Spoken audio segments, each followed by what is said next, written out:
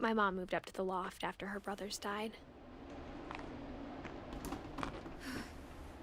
At the time, it was as far away as she could get.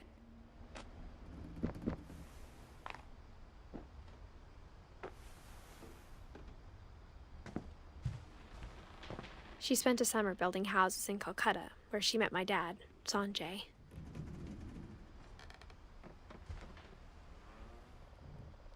My mom moved to India a week after graduation and got a job teaching English. Louis was born a year later.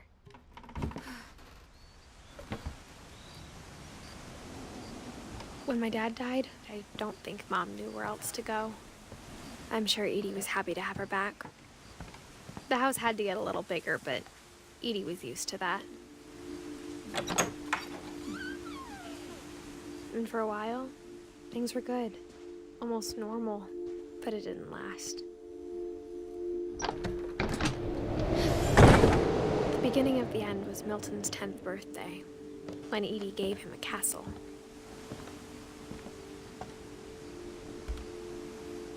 After Milton disappeared, the only thing he left behind was a room full of paintings.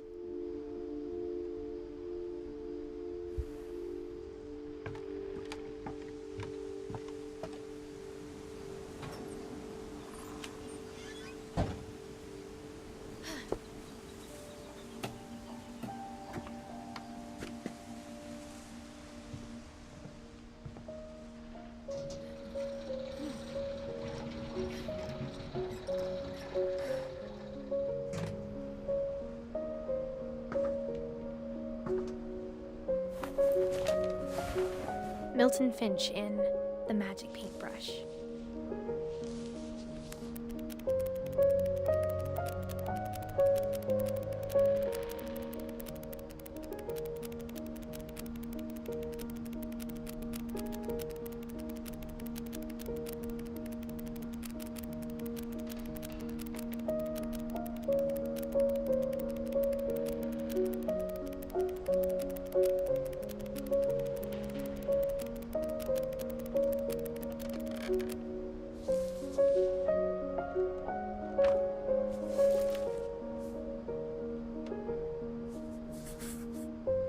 I was 4 when Milton disappeared.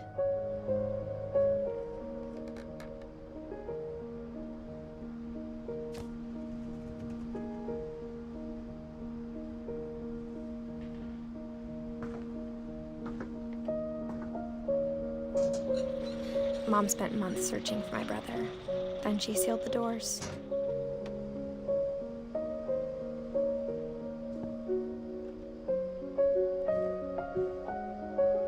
Whatever Milton had found in the house, Mom didn't want it getting out.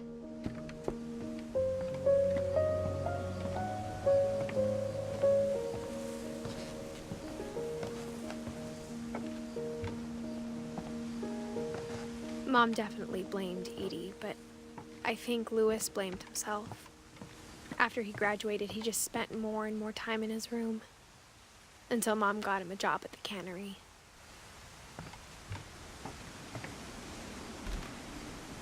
Everyone always told me to stay out of Louis's room, except Louis.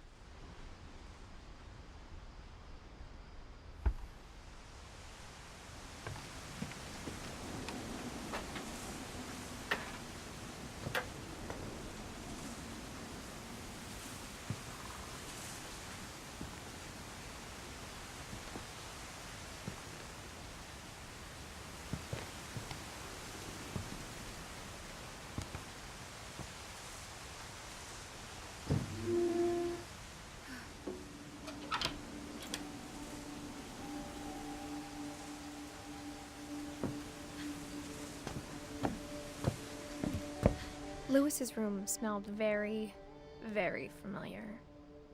That part of him lived on. Louis and I spent a lot of time playing games together, but he was surprisingly bad at them. He died a lot.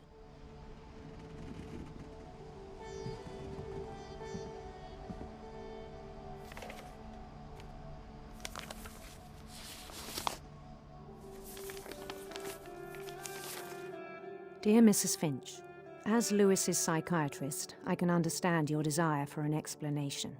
As I see it, the trouble began in January, shortly after we convinced your son to seek treatment for substance abuse. Newly sober, I believe Lewis first noticed the monotony of his daily life.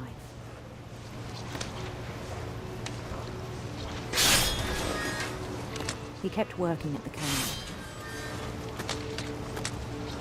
but he withdrew part of himself. In our sessions, I saw the same behavior. His mind began to wander.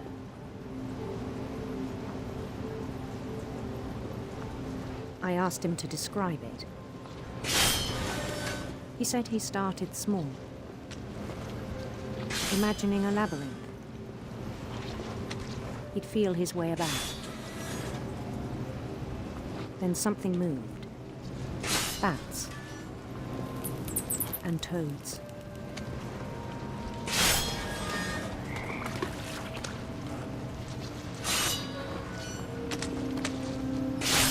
And things that have not names. He knew it was all in his head.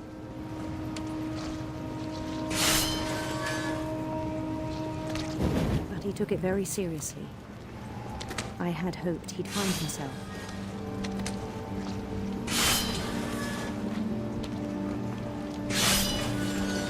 But he found something more. I worried about him then, daydreaming at the cannery. I spoke with his boss, but he said Lewis had become a model employee. Methodical, tireless, focused. Like a whole new Lewis. So I let him go on.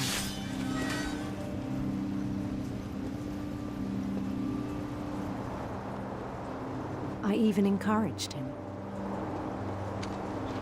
It seemed very promising at first. He told me he'd made a new friend.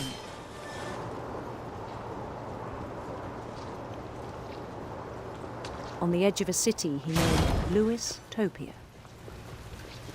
He built the city up slowly, brick by brick. Then he made musicians.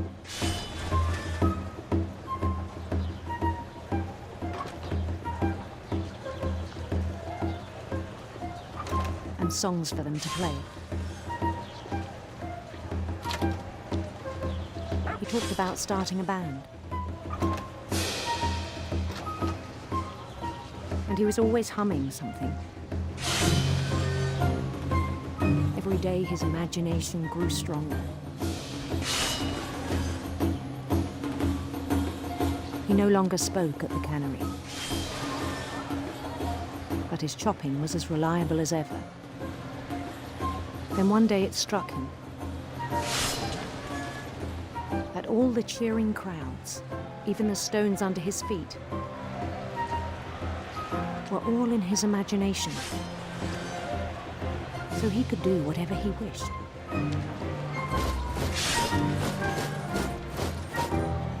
He held an election for mayor. And he won. They begged him to stay, but his mind was already wandering. It became a game for him.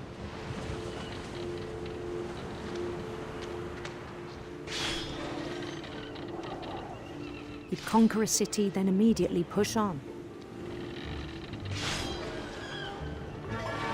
New Louisville.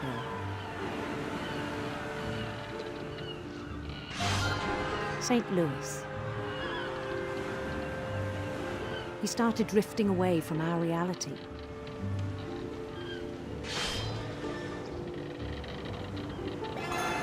Minneapolis, until one day he forgot to go home from the cannery. Even as his mother pleaded with him, part of Lewis kept sailing on.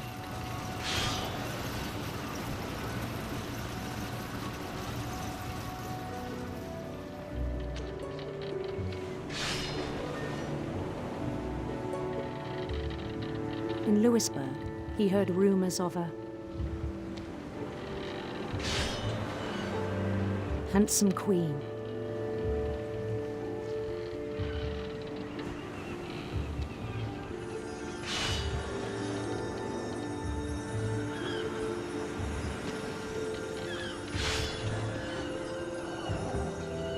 The queen was on her own quest for sinister serpents.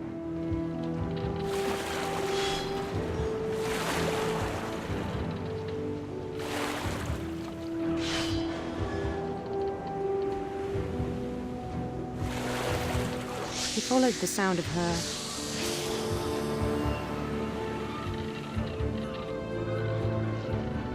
electric sitar.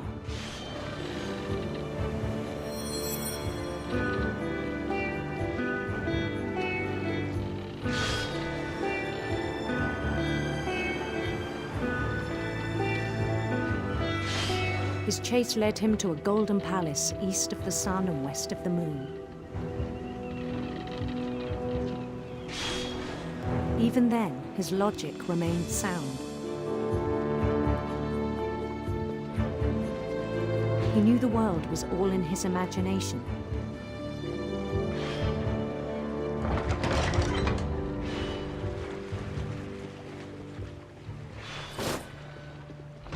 But he was so proud of having created it.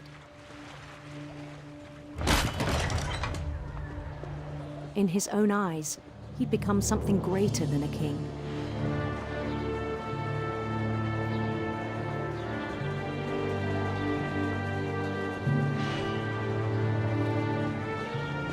For someone who'd never known success in the real world, I think it was overwhelming. And then it struck him that the real Lewis was not the one chopping salmon, but the one climbing the steps of a golden palace.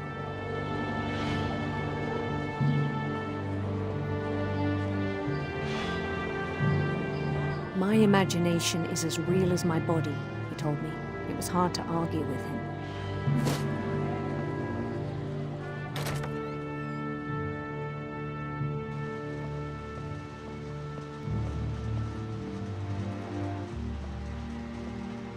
He began to forget the world we know.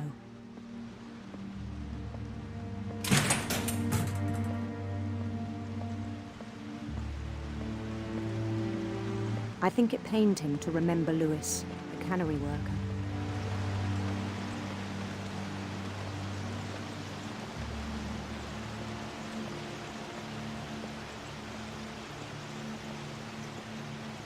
He began to despise the man with a royal contempt.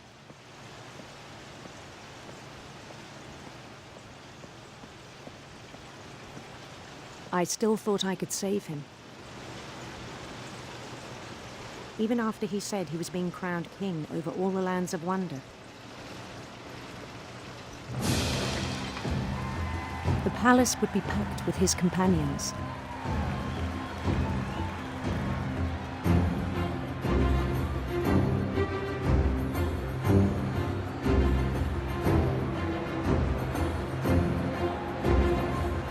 Including the wise Calico who'd insisted on inviting him.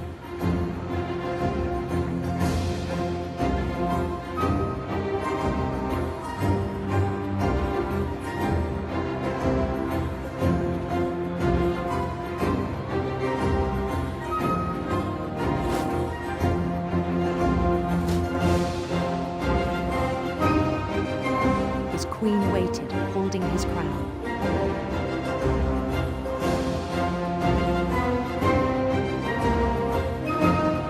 There was only one thing left to do.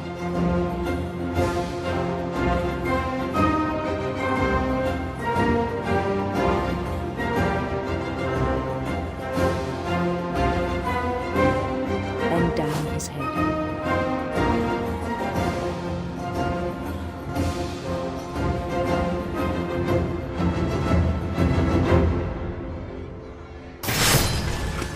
I think you know.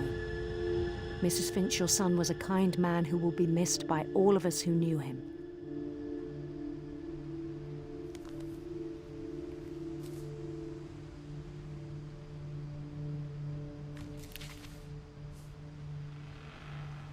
My brother was really cool. I wish you could have met him.